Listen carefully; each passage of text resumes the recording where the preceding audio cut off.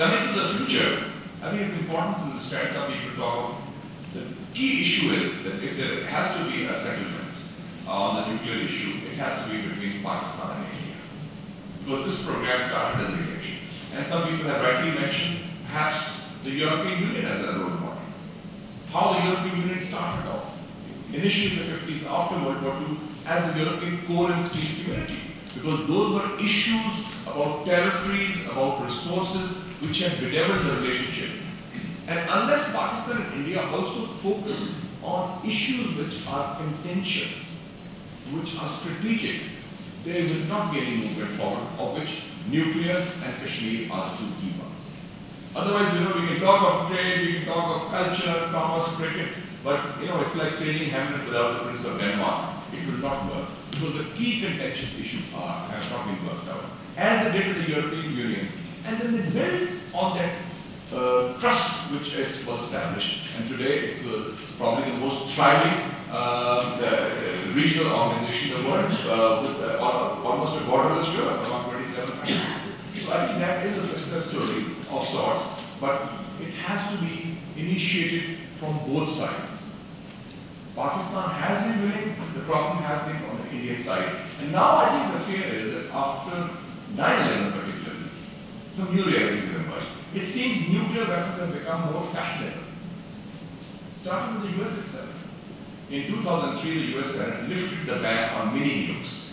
The ban was imposed in 1993 because they said we need mini nukes to take on the terrorists. That was the official reason. And also China specific. And then France and Britain, two countries which now do not face any nuclear threat. There's no communism, there's no Warsaw Pact, there's no Soviet Union. They are expanding and modernizing and updating their nuclear arsenal. Where is the threat to France and Britain when the US forces are there, when NATO is there? So you can see, and I remember a famous statement of Donald Rumsfeld in October 2003, when they were preparing for war against Iran. And somebody asked Rumsfeld in a press conference shown by the CNN, why are you talking of attacking Iran, Iraq, which you say is trying to build weapons, and North Korea, they mentioned, already has nuclear weapons, they have already announced. What about North Korea? And Rumsfeld gave a very honest answer. He said, we cannot touch North Korea because North Korea has nuclear weapons. As simple as that. And so it is a deterrent even for a superpower.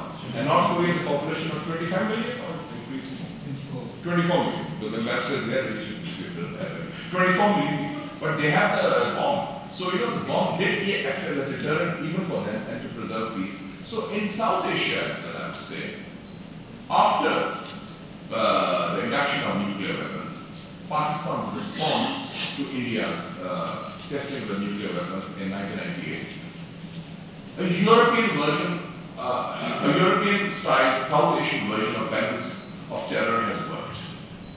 It has stabilized the relationship. It has injected national self-confidence in the Pakistan armed forces and the people of Pakistan that the threat of war, conventional war, from India has receded. Because do not forget, if Pakistan's nuclear program is India-specific, India's conventional forces are Pakistan-specific. So it's very clear, and there is a huge disparity in that. So that has allowed for more space, diplomatically and politically and otherwise, and also in the minds of the people, to open up to a better, normal rapport and relationship with India. And that is why you are seeing this movement forward on both sides. And we hope that this would include areas which have not been focused on. And I think this is extremely important. And one other thing I'd like to mention is that I just mentioned Kashmir because we sometimes tend to compartmentalize relationships. That we can talk about one area, have peace in Kabul while Kashmir continues to flare up. It doesn't work like that. One major lesson of the US military intervention, which is failed in Iraq and Afghanistan, is that military might does not prevail. It has happened in the case of Palestine, it is happening in the case of Kashmir. Even if Pakistan has all the trade with India, the Kashmir issue will not go away because the issue is linked with the people of Kashmir who are resisting the repression. So, with these remarks, I'd like to have this seminar open for comments and questions. Please raise your hand. Identify yourself by name and by designation, if any. And avoid making long speeches. Actually, comments become long speeches. So the focus should be very clearly, short and sharp. And please direct your question to a particular person and name the person. I see Ambassador Samiullah Qureshi, former ambassador of Pakistan to Egypt and to Lebanon, and he's also been a friend of Yasser Arafat, and he's an outstanding diplomat also, who's written 6 books, and the 7th one is in the offing. To start off with the first question, sir, and please direct your question at any particular panelist if you may. I wonder whether I can direct my question to any particular person. Or generally? I have just very few and very quick points to make. Fine. First of all, I wish you have summed up rather than ask the question first. And your... I think we can mix our drinks. Summing up and asking questions is fine. I would yes, like to say that on this bench, there was no gentleman who had been actually involved in the progress of the nuclear power. Can you hold the mic, please? Who has not been involved with the production of the nuclear power in this country. I remember that one of the best persons and the non-controversial in that case is Mr. Hashmi, who was number 2 of the KRA.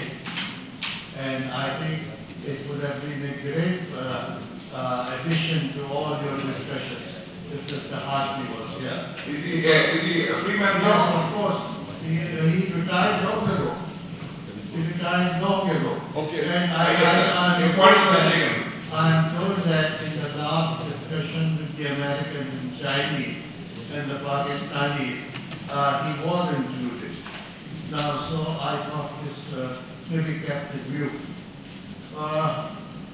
Let me take out my... But you should appreciate that expertise is not necessarily linked to being physically present. Otherwise, most of the history of the world would not have been written by people in the 20th century. So I think, anyway, you can move on to your next point, please. I'm sorry to say that unless you have the real experts on the subject, it remains somewhat hollow.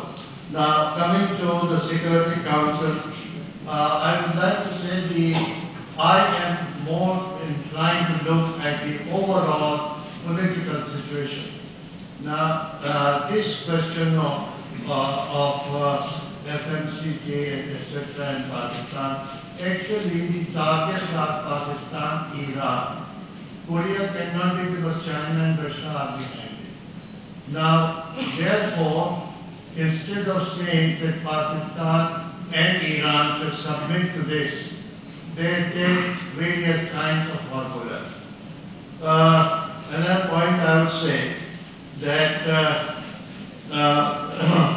this is to be kept in view that we are having this kind of discussion. Only Pakistan's interest and Pakistan's interest and security interest should be focused, and not the technical points and not the academic points, because that can be done by so many people in the world. As for your remark about tit for tat with India, I would submit that for 1,000 years of history of the Muslims in the subcontinent, there is a feeling that we cannot be second to India,